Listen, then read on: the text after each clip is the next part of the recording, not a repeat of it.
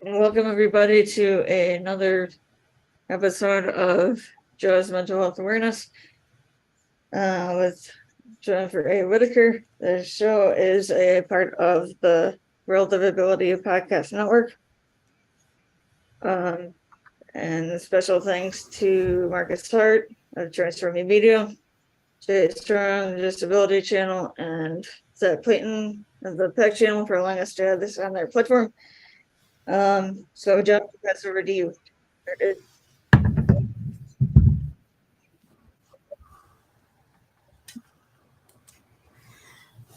Welcome, everybody, and thank you for joining us.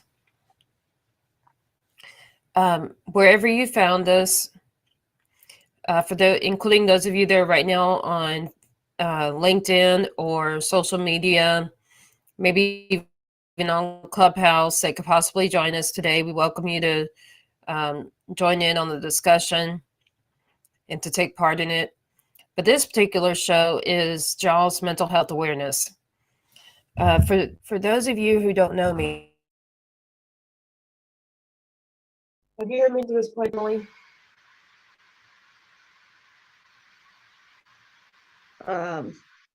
Could you do what part? Until just now. Were you hearing me until just now? Yes, I was. Oh, okay. My thing said I was muted. Welcome, everybody. And for those of y'all who don't know me, I am the host and author / leader of this podcast, but I started this one, the Jaws Mental Health Awareness, because of the fact that I personally, yes, I'm successful in what I do, but I'm also someone who struggles with mental health. And I want to, just like I do in some of my books, I want to help others who have any kind of mental illness, or even if it's something that affects the mood and stuff like that, but is neurological, like my high function autism. There's various things related to the brain that cause many of us to have a lot of hardships, and it to be hard to do even the basic things of, in some cases, even taking a shower because we're not motivated to do that. Like with my case in depression, or things related to my Asperger's, which is a high function autism. So stuff like autism, or like when I'm having my seizures related to my epilepsy, those are neurological, or in other words, physical illnesses in the brain where something's physically wrong with the brain, unlike mental illnesses where it's chemical, but it's not, quote, physical.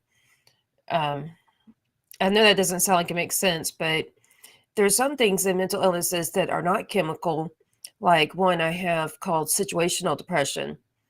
Well, my brain's not changing, not the chemistry, not the physiology, not the neurology, nothing about it's changing besides my perception, which is the way I perceive information or my reaction. And in my case, that situational depression is because my dad's in process of dying. So I'm slowly losing him to two different types of cancer. And situations like that are normal situational depressions. Any of us who lose somebody that we love, even if it's, say, they get Alzheimer's and it's the whole time they're declining until they eventually go, that entire however many years or months, we're in a constant grief and loss. And even then, when you spend so many years or months grieving and slowly losing them, you're going to even hit a harder time when they actually go.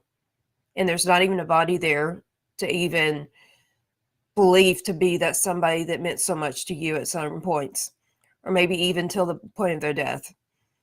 But just to say, there is some sense of normalcy in having what we call situational depression, even if you're like me, where a psychiatrist puts you on an antidepressant to help carry you through that journey.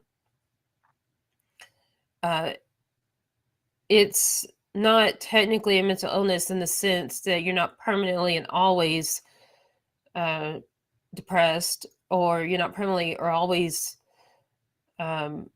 suffering of this condition. It could be that it's just that situation, and once that's something, whatever's the situation you're going through dissolves and something better in life comes about, that then you're no longer depressed. Well, then you probably wouldn't need an antidepressant if you even were on one to get you through that season, unless there's another death in the family or something else that just sparks the whole thing again. But even when we're dealing with that, a lot of the stuff I talk about on here involving mental health applies to even those that are situational and are not necessarily from being mentally ill, with mental illness being something that's permanent. And something interesting I found, for those of you who know me, you may have heard that I have a vagal nerve stimulator device. It's kind of like a pacemaker, for those of you that know those, where it's a physical device that's planted in the chest and then sends stimulations to another part of the body. Well, with the pacemaker, the stimulations are sent to the heart. And it's to keep the heart beating regularly, especially in cases of maybe someone's had a heart attack but their heart stopped, and it would somehow stimulate to cause the heart to return stimulating and not to actually have another heart attack. But there's different reasons for that. But very similarly, the vagus nerve stimulator stimulates up here to the vagal nerve, which is the main nerve that connects the whole body, brain to the rest of the body and all, including digestive and etc. And that vagal nerve, which is give or take somewhere around here, when it stimulates this particular VNS or vagal nerve stimulator device, it's intended to go to the brain to cause normal activity in the brain. That was originally, back in the late 1990s or the year 2000, was originally found and by 2003 FDA approved for treating epilepsy alone. It was something that people were able to get through health insurance paying, since it was FDA covered or approved for it. So insurances were willing to pay if they were getting it for the purpose of epilepsy. They exhausted medications. They eliminated that, so they cannot control their condition with just medications. So then they fall back on the VNS, which has been found over the years that it's like with epilepsy, often it's great used together with medication, but not as much success with being independent, so people don't have to be on medication. And then rush forward 20 years. In the last, okay, so right now, this is February 27th, 2023. In the last so many years, since I got my last one done in December of 2019, or maybe it was August of 2019, but it was in the fall season. Since then, now the vagal nerve stimulator is approved to treat anxiety and depression, and some cases of bipolar, depending upon which type, and certain other things that you could talk to a psychiatrist about. And I have to say, when I went from what we know was some point in the year 2022 that my vagal nerve stimulator died. I don't know why.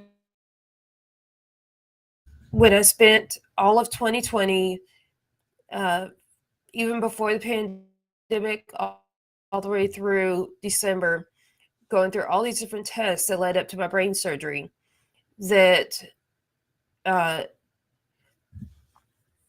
they stopped monitoring my vagal nerve stimulator that year because they're so focused on getting me to the point of brain surgery, knowing that the stimulator, the vagal nerve stimulator, and my medications together did not control my seizures. And I was actually considered one of the worst 30 epileptics in the country at the time. And that's why I landed at the point of brain surgery, as you know, because that's generally life-threatening and deadly. It's dangerous. You don't go to that when you have other options. But anyways, to say, so they stopped checking my device, and they stopped checking the battery long enough that in some point of 2022, I apparently had burnt out. Um, they found in November of 2022 that my battery was dead. I no longer had a working vagal nerve stimulator. And I remember the intern that was working under my epileptologist went into quick emergency reaction. He was in a panic. He's like, Dr. Latu, this is urgent because, and then Jennifer A. Whitaker is now without a vagal nerve stimulator. How quick can we react to get her in surgery? Well, but then there comes Dr. Latu, my actual epileptologist, coming in. And we find out that I'm still seizure free without the device. He even had me do a 3-day EEG to confirm that before leading up to January 30th when I had the surgery. Anyway, so all this going on is why I have not been here on the show since sometime in December. In addition to the fact that I lost an aunt in the third week of January, she passed away from ovarian cancer after fighting ovarian cancer for many years, and just they were never able to 100% cure her of it. But I made it through January 30th. I was away from here, but I was struggling mentally with depression more than anything, a little bit of anxiety and some other stuff going on. And I had talked to my therapist, my mental health therapist, at different points. At certain points, seeing her 3 to 5 times a week. And she was able to say that the summertime of 22 was the last time she actually saw my mood stable. It may actually be my normal giggly, perky, bubbly personality. That to say, I think that's the point where my vagal nerve stopped working. My vagal nerve stimulator stopped working. Because after January 30th, I found that my mood struggled because I couldn't work. I couldn't do what I love. I couldn't go to the gym and work out and all these other things I love to spend my time doing.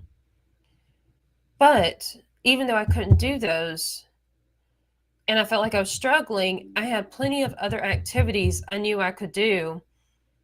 And I actually filled my schedule with all these other things that were like writing my books, creating more podcasts, meeting more people, expanding my networking group, coming up with creative ideas for my next books, or writing on ones I've already started. And then there's stuff related to my social where I started seeing different friends once a month and going to places where I can make new friends, which I did as of this past Friday. When you may have seen me on another show where it was Bill Walters we were interviewing. Well, even when we were on that show, I was at this coffee shop I've just discovered in the last, give or take, 2 to 3 weeks, and started going. They already see me as a VIP because I go often enough. But Friday when I was there, after we did the show you saw on Friday, I made a new friend. And now this new friend wants to have lunch with me every week. Whereas I have a different best friend for I don't know how many months, and maybe even a year now, we've every Friday had breakfast together. So I'm expanding my social network, even if it's only just friends and it's not business connections, which I actually did both. But that's how I coped with not being able to work. I found resources, I found entertainment, I found activities. I did stuff that relieves stress, like my writing, which is why I even became an author, starting what was unofficially when I was in 4th grade that I started writing books. And many of y'all know this one over here is my bestseller that I wrote from age 16 until 21 and didn't publish until age 22. It's now my bestseller on Amazon. However, that's how young I was when I became an actual professional author, as far as age 16, even though I actually started writing and finding joy in that being my hobby and something I even would get friends together to do. One drew the pictures, um, another made the cover, and then I did the writing. And we had a two-piece paper storybook. And it really wasn't a book because the story was 1 or 2 sentences long. What do you expect from fourth graders? Anyway, so that goes back to then again that my writing is a coping skill, even though I turned it into a career. So I spent all this time while I was in the 3 to 4 week recovery period. Yes, I was struggling with my emotions, but I noticed not nearly as much as I did before having the vagal nerve stimulator. So I did my research and I go to find out that the vagal nerve stimulator is now FDA approved for depression and anxiety. In some cases of bipolar, depending upon your type and what triggers your episodes and which direction you struggle with going more, the up or the down, depression or mania. And there's now research where the vagal nerve stimulator is being investigated and researched on for other mental health illnesses and possibly other things like migraines and so forth that are all linked to the brain not working correctly, whether it's neurological like migraines and epilepsy, or it's psychological or mental health like the few I've named. But now they're trying to check out PTSD and some other stuff to see if it can be also managed by the vagal nerve stimulator. So this is great news for many of us that struggle with our various mental illnesses. Does anyone have any questions right now?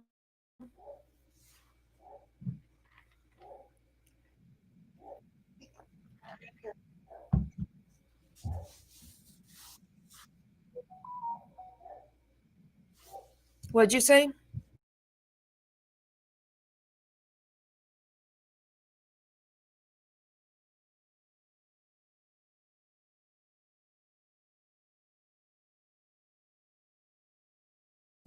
True. Just I guess my journey has shown that I think that there is a new resource for controlling our different conditions for those of us who maybe can't function with medication alone, without having our different episodes or at least being in the extremes.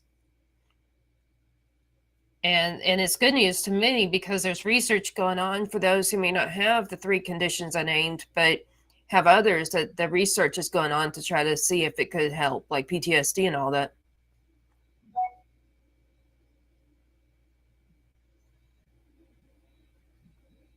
Have you heard of the device besides me?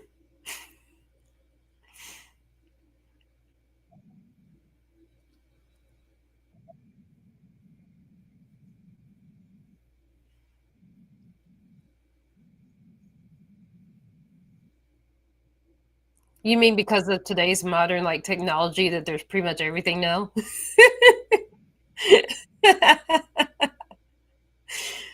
Yeah.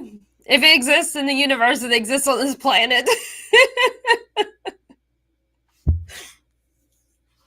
If it's not here, it's somewhere else overseas that has discovered it already and is ahead of us. Remember how like Tesla was competing with somebody else in the whole electric car thing?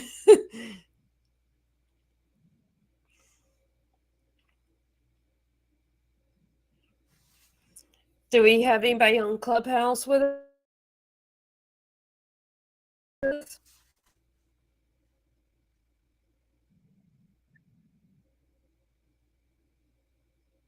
Pat, are you there?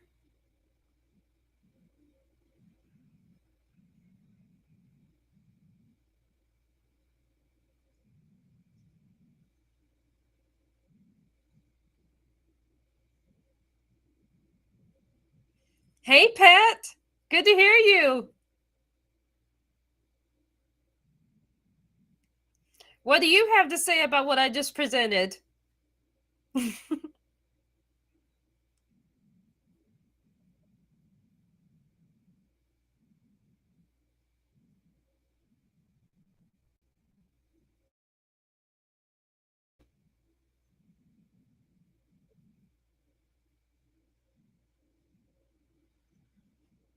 What do you think about it giving hope to people who may be depressed, but medication's not working for, and it can be a source of hope?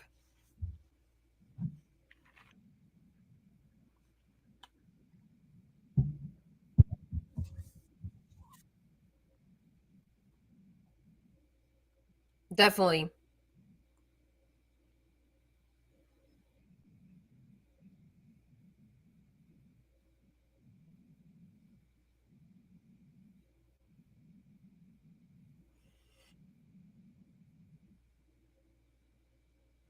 Definitely, because we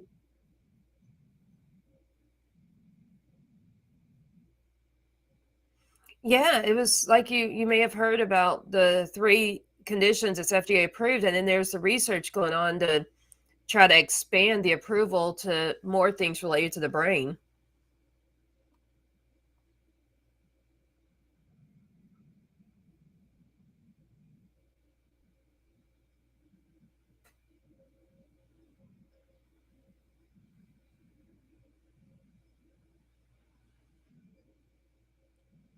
Are we losing her, Emily?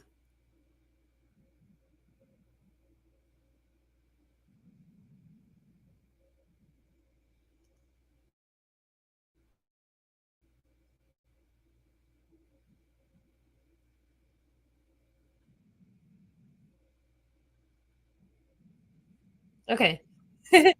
We heard it breaking up. We lost you here bits and pieces, like in how technology is sometimes.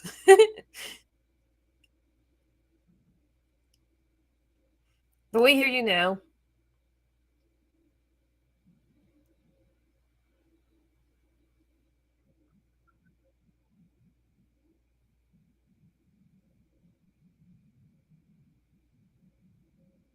Absolutely. You know one person that does.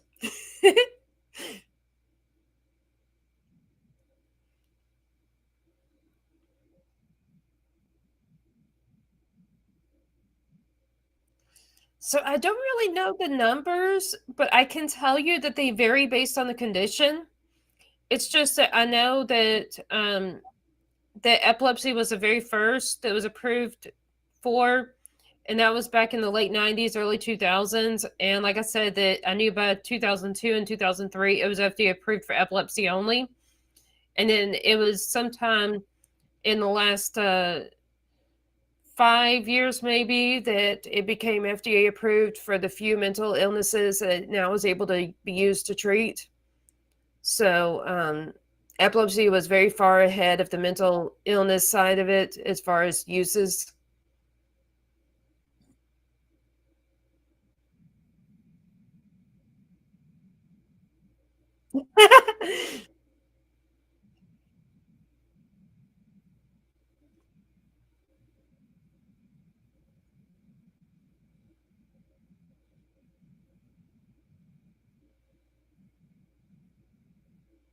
Right.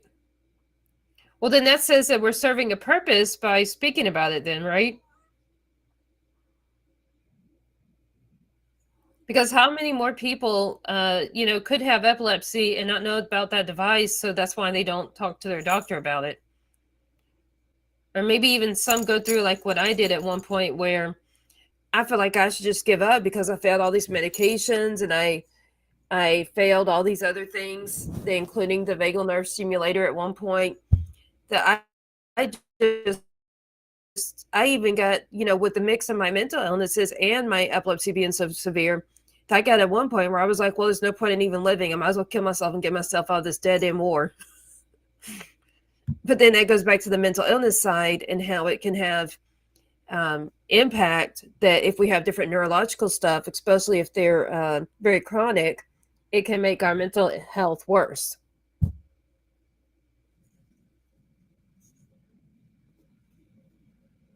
And like, probably from lobectomy, volume 1, you probably know what ended up being the one thing that ended up saving my life.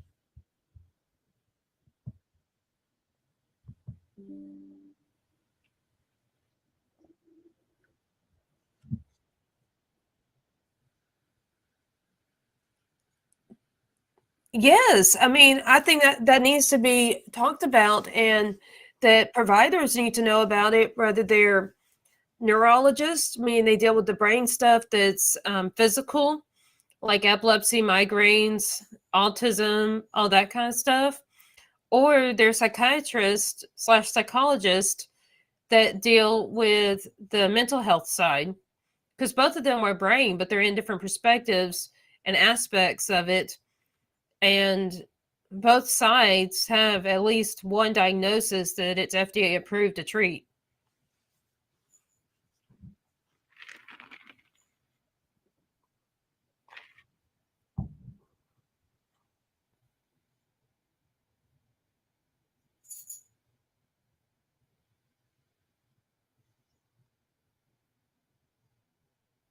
Well, and I'm agreeing with you that there's basically, I feel like you're hinting at there's not many, and I agree.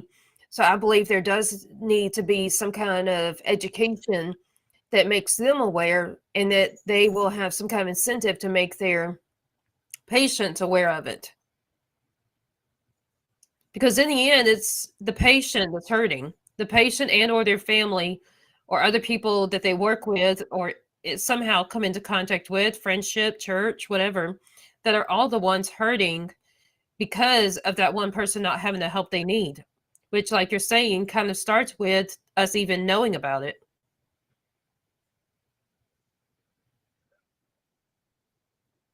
Exactly. And if you don't know it, you don't know that it's at the end of the tunnel that you can try to strive for and try to reach because it's dark. There's not a light at the end in that perception.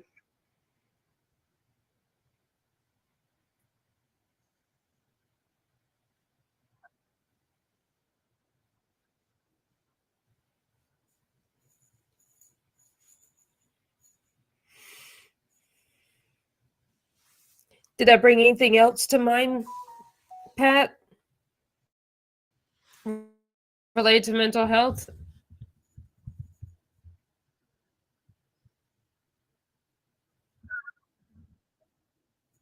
Oh, okay.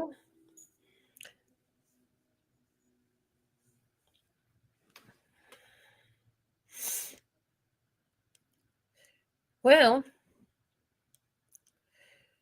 um, what do you think, Pat, about what I shared with my books and writing being my coping method?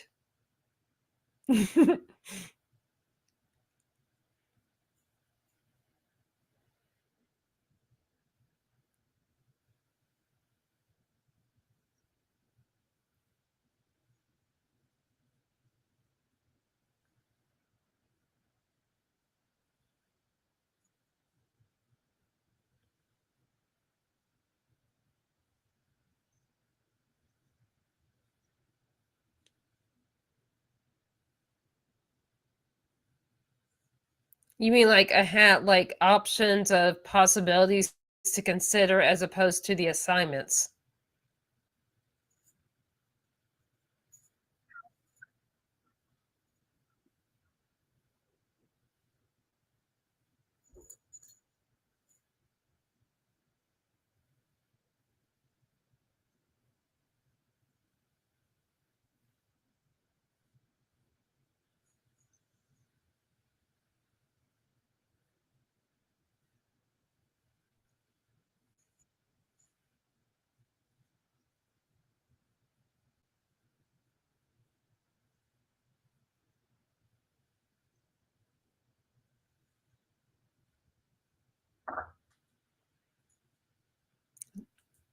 Okay.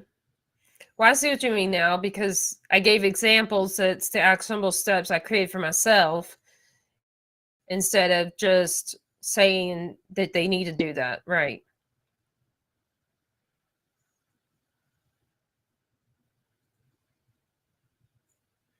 But I think one thing I always like to hint at listeners or readers in the case of books is that it needs to be accommodated to each person.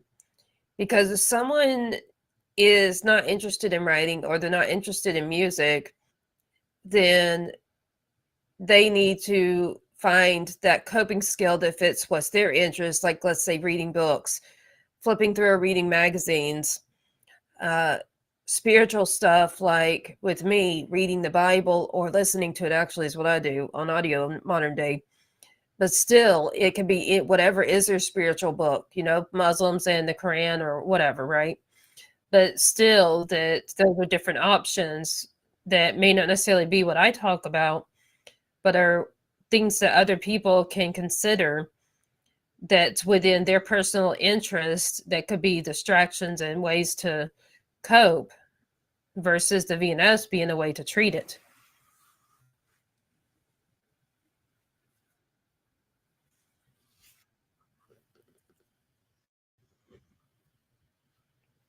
And something I see in, like my case, the podcast, I see that as a coping too, because I look forward to it. I have fun doing it.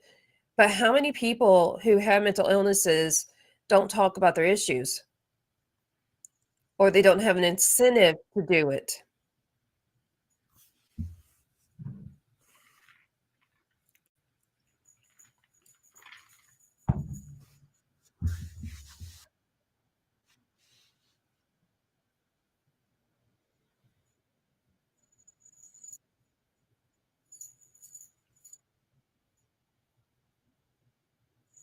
True.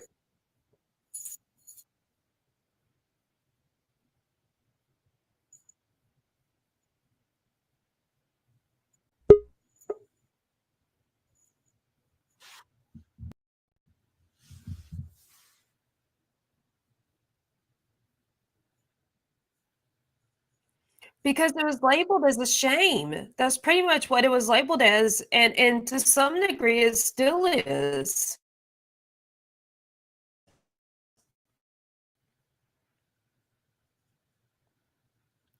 Even though I agree with you that it's improved a lot over the last, what was it, 5 years you said?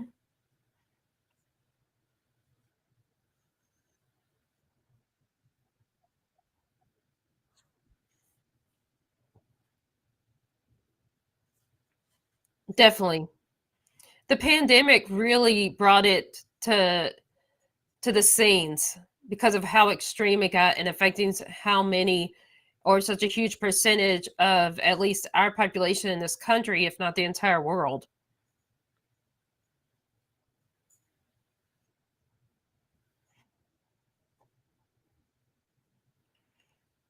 Yeah, and that it took that many people having to be impacted. There was such a high percentage versus those of us who, for decades, have already been suffering of it. Were just kind of pushed under the rug.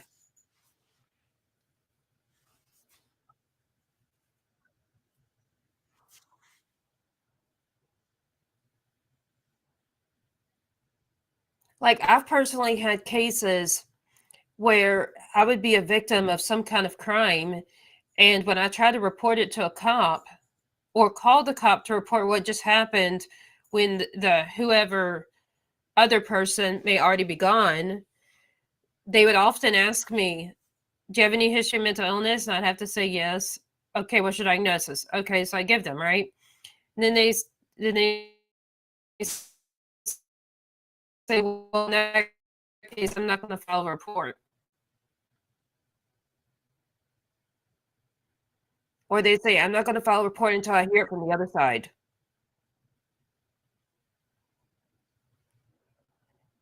And I think that's why so many people with mental illnesses ended up being disabled at different points is because they got hurt by so many more crimes because the police would just brush them aside. Oh, they're mentally ill. They don't know what they're talking about, kind of idea.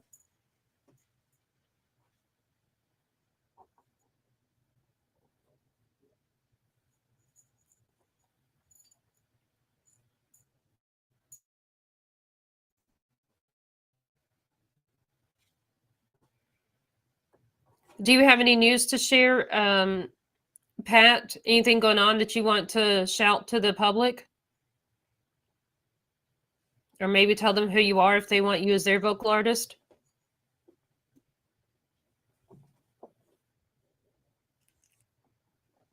You know I care about the girl. I said, you know I care about you, girl.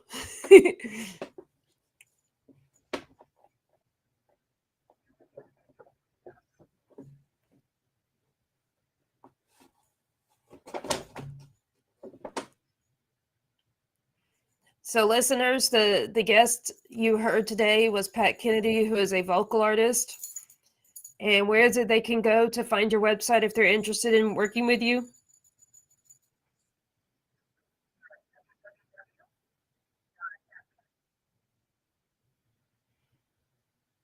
All right, then. Is there any phone number or email they should have?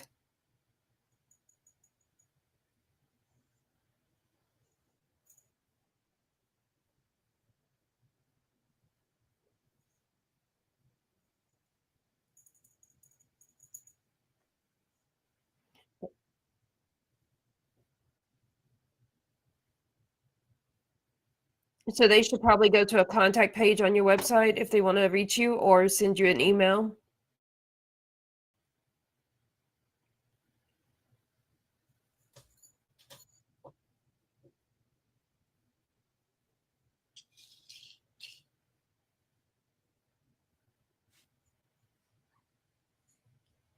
And here's Kurt here.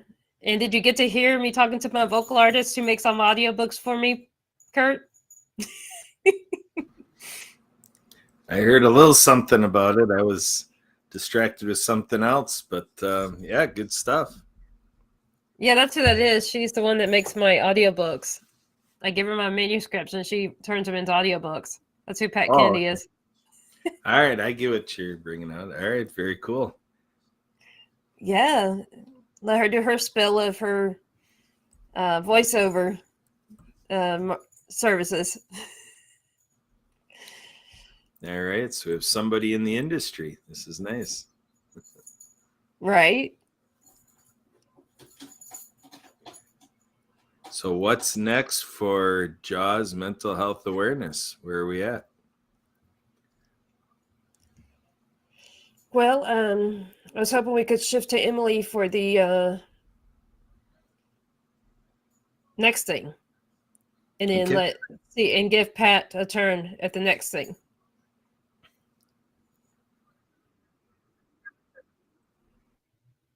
Pat, would you like to go first?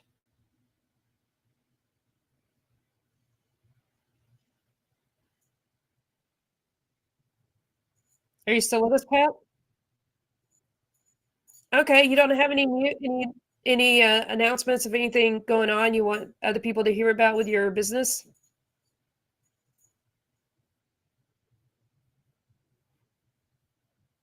All right then. Well, thank you for joining us. It was great to hear your voice.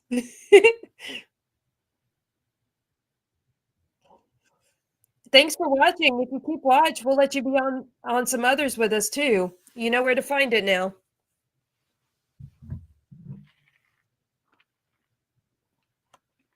Definitely. Take care, girl. Look forward to working with you again soon. So, Kurt or Emily, do y'all have any announcements to go next?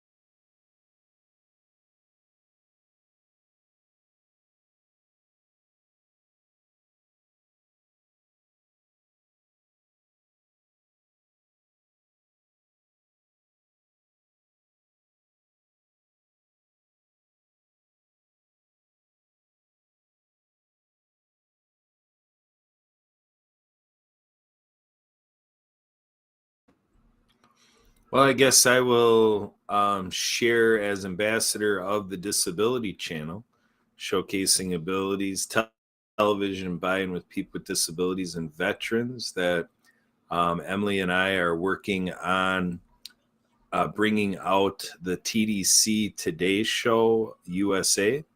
And so we're hoping that that is a nice project that stands to be able to amplify what we're doing here at the Jaws Coffee Chat series and this show, the mental health awareness. So yeah, that's something that is kind of happening now, just part of today's business. And then we also are looking forward to a couple hours from now producing this show. We have the Monday Mission, and that's with Project Die Hard. And so that is a weekly show that we're glad to be able to provide. And so I think it's all akin to what we're driving at here at Jaws Mental Health Awareness. So there you go. Those are my announcements. Thanks for providing.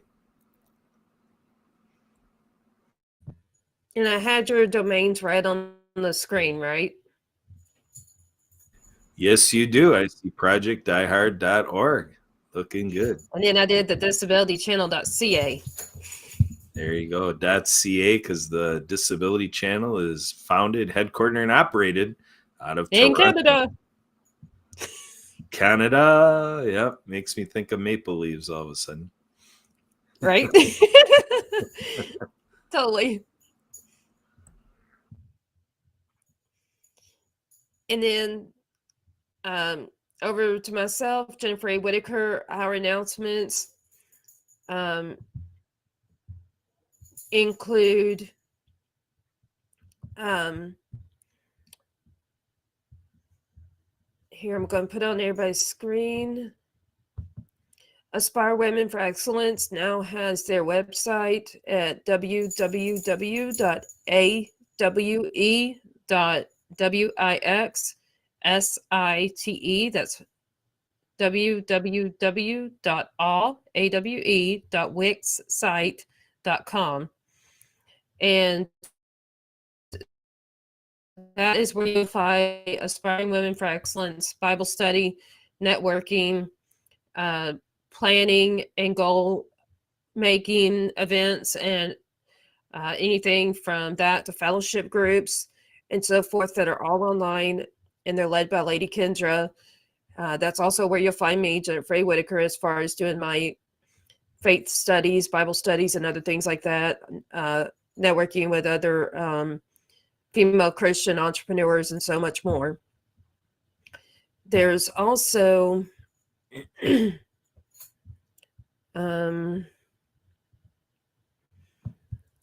you can find more information about me, my books, this podcast, other podcast episodes of the past we have done, or information on my writing, editing, and publishing services or marketing services of books and so forth at www.jensbooksandmore.com. That's www.jensbooksandmore.com.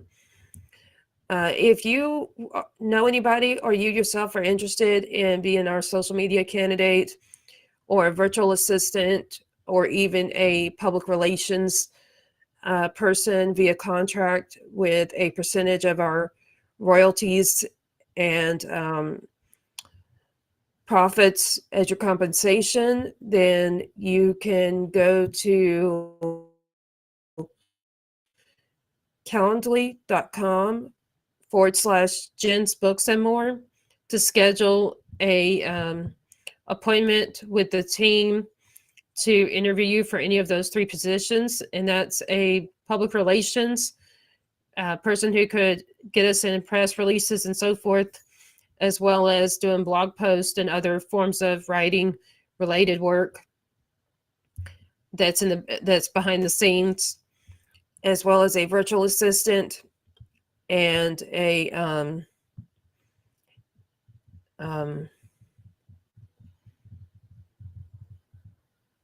public relations virtual assistant and social media marketer. Those are the three.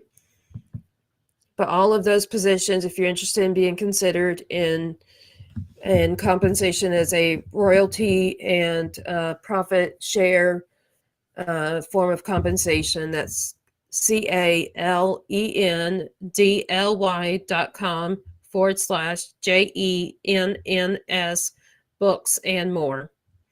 And that's where you can schedule with myself, with possibly Emily or Kurt being there as well, to consider you for the position for a group decision. And for the rest of you, we want to ask that you will follow us on social media or the podcast app, wherever you found us, because this is JAWS Coffee Chat, JAWS Coffee Chat. That's the name of this podcast, as well as the channel. This particular show is JAWS Mental Health Awareness, but we have, I think now 4 or 5 different shows all on JAWS Coffee Chat. Over to you, Emily.